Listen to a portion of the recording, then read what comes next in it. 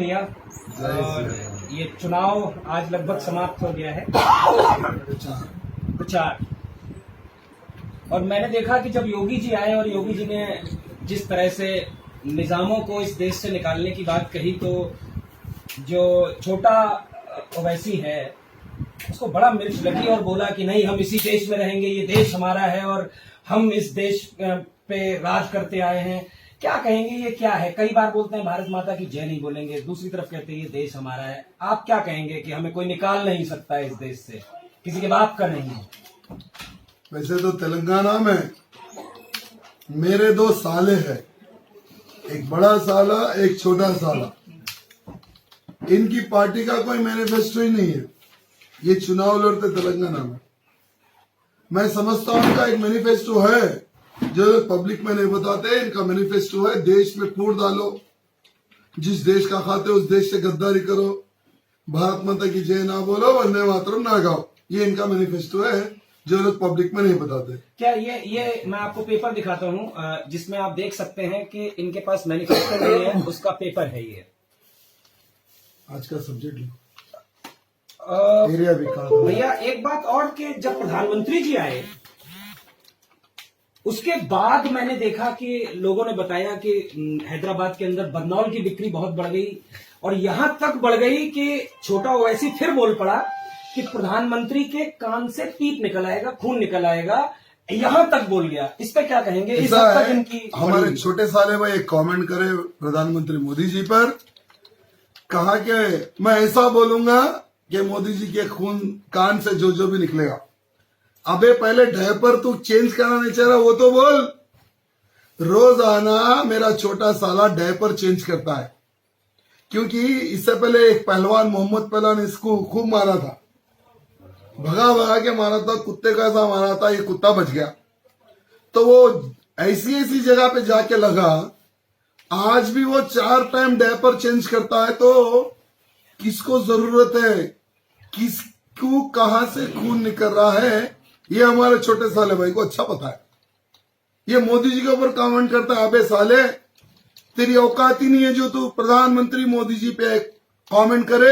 अगर तू ये एक बाप का औलाद है, अगर तेरी मां ने कहीं एक ही जगह जाके तुझे पैदा करा, अबे साले फेस टू फेस लड़ तो ले, हैंड टू हैंड आ जा, मीडिया में आता, असेंबली में आता, या तेरा घर का दरवाजा खुला रखता, तू बोल आई एम रेडी। अच्छा एक बात और बोलते हैं, वो एक तरफ कहते हैं कि 15 मिनट को पुलिस हटा दो तो हम 100 करोड़ हिंदुओं को दफना देंगे, दूसरी तरफ चुनाव के ठीक पहले ओवैसी का बयान आता है कि मेरी जान को खतरा है। ये क्या है रहा, ये कुछ समझ में नहीं आता। इसकी जान को खतरा, अब कुत्तों की भी जान को भी खतरा रहेगा क्या? कुत्ते पकड़ने की गाड़ी घूम रही बेटा, पहले चुप कर रहे। और ये दूसरी तरफ कहते हैं कि अगर मोदी जी की हिम्मत है तो मेरे सामने चुनाव लड़के दिखाएं। तेरी गाड़ में दम है तो मेरी विधानसभा में चुनाव लड़के बता। तू मोदी जी को छोड़, अगर तेरी गाड़ में दम है मेरी घोषा में विधानसभा में आ जा। अबे सालो तुम तो आते नहीं, तुम्हारा कैंडिडेट भी तुम लोग नहीं उतरते मेरी विधानसभा में। इतना सालो डरते अपने जीजा से इतना डर। अरे वाह। अच्छा एक आपकी विधानसभा से ही मैं कल आपके साथ पहुंच नहीं पाया, आप तक मिल नहीं पाया। मैं कई जगह घूम रहा था तो मुझे पता चला कि यहाँ पे कई ऐसी जगहें जो वास्तव में सरकारी संपत्ति खाली पड़ी हुई हैं, उन जगहों पे ये लोग शुरुआत करते हैं कब्जा करने की। पहले नमाज अदा करते हैं, फिर एक मजार बना देते हैं, फिर हरी चादर डाल देते हैं। और मुझे पता चला कि कई पूरे हैदराबाद में सैकड़ों हजारों जगहों पर ऐसे ही मस्जिदें, आज ऊंची ऊंची मस्जिदें खड़ी कर दी गई हैं। क्या गौसा महल से अगर ऐसा कोई केस निकल के आता है, और चूंकि अब आप एक बार फिर आपने कहा कि आप मुझे यहां से जिस तरीके से मैंने देखा और मैं खुद घूमा हूं, तो आपकी विजय सुनिश्चित दिखाई दे रही है। मैं उसमें यह भी नहीं कह सकता कि अगर आप जीते, क्योंकि आप जीतने वाले हैं, तो इस पे आप क्या कार्रवाई करेंगे, क्या कार्रवाई करने वाले हैं? जिस तरीके से ये धर्म के नाम पे जो जमीनें हथियाई गई हैं, सरकार की जमीनें हैं, वो वास्तव में आपकी विधानसभा की जमीनें हैं। 2014 से पहले अगर ये लोग किसी गवर्नमेंट लैंड पे कब्जा करे तो उससे मैं कुछ नहीं कर सकता था, लेकिन 2014 के बाद में 1 इंच भी हमारे साले भाई ने जगह नहीं कब्जा करी और ना ही करने देंगे। दूसरी बात, इनकी जो ऑफिस है, जो हेड ऑफिस है, वो इंदिरा गांधी के पैर हाथ पकड़ के इनके अब्बा ने गिफ्ट में ले लिया। यानी गिफ्ट में मतलब उसका सालाना एग्रीमेंट है उसका, ये लोग सालाना पैसे बनते गवर्नमेंट को, वो एग्रीमेंट है, वो किराए पे है और ये लोग गवर्नमेंट के लैंड कब्जा नहीं करते। हाँ, वक्फ बोर्ड लैंड जैसे हिंदुओं में हमारे मंदिरों के लैंड होते हैं जी, इंडोमेंट लैंड होते हैं, वैसे ही मुसलमानों में वक्फ बोर्ड लैंड होते हैं, वक्फ बोर्ड की जो लैंड होती जिसकी रक्षा करना इनका कर्तव्य बनता है, ना कि ये लोग रक्षा करें। हजारों एकड़ों में मुसलमानों के मस्जिदों के लैंड ये साले बेच के खा गए।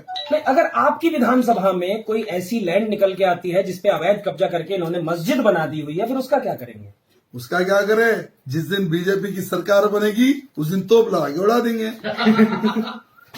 जिस दिन बीजेपी की सरकार बनेगी। अच्छा, एक पहले बार मैंने आपसे सवाल पूछा था, जब अभी बिल्कुल स्टार्टिंग में पहला सवाल, तो उसका आपने जवाब नहीं दिया कि वो कहते हैं निजाम भगाने की बात पे, जो योगी जी ने कहा कि निजामों को भगा दिया था, ओवैसी को भी भगाएंगे, तो वो चीख चीख के कह रहा था कि किसी का बाप नहीं भगा पाएगा। इस पे आप क्या कहते हैं? अगर ये जो लोग हैं जो देशद्रोहियों का समर्थन करते हैं, सेना पे पत्थर फेंकने वालों का समर्थन करते हैं, टुकड़े गैंग, भारत तेरे टुकड़े होंगे इंशाअल्लाह के नारे लगाने वालों का समर्थन करते हैं, इशरत जहां को अपनी साली समझ के समर्थन देते हैं आतंकी को, याकूब मेमन हो या मतलब अफजल हो या अजमल हो या जाकिर हो, इन सबके समर्थन में ऐसे खड़े हो जाते हैं जैसे इनके सगे चाचा ताऊ के बेटे हों, तो इन लोगों का क्या करें? ये निजामों के लिए जब ऐसी बात आती है और ये पूरे तंत्र पे सवालिया निशान खड़ा कर देते, किसी का बाप नहीं। इशरत जहां जैसी भारत देश में जितनी भी लड़कियां हैं वो मेरी रांडा हैं, पर वो तो अपनी साली बोलते हैं। अरे मेरी रांडा यार, उसकी साली हुई, मेरी तो रखेल है ना। दूसरी बात, योगी जी ने कहा है कि जैसा निजाम को भगाया वैसे तुम्हें भगाया जाएगा, ये बिल्कुल सत्य है। भारतीय जनता पार्टी की सरकार तेलंगाना में बनेगी तो हम भगाने की जरूरत नहीं, ये साले खुद अपना बोनता बिस्तर पकड़ के भाग जाएंगे। अच्छा, कुछ मुझे सुनने में आया, कल कुछ लोग कह रहे थे कि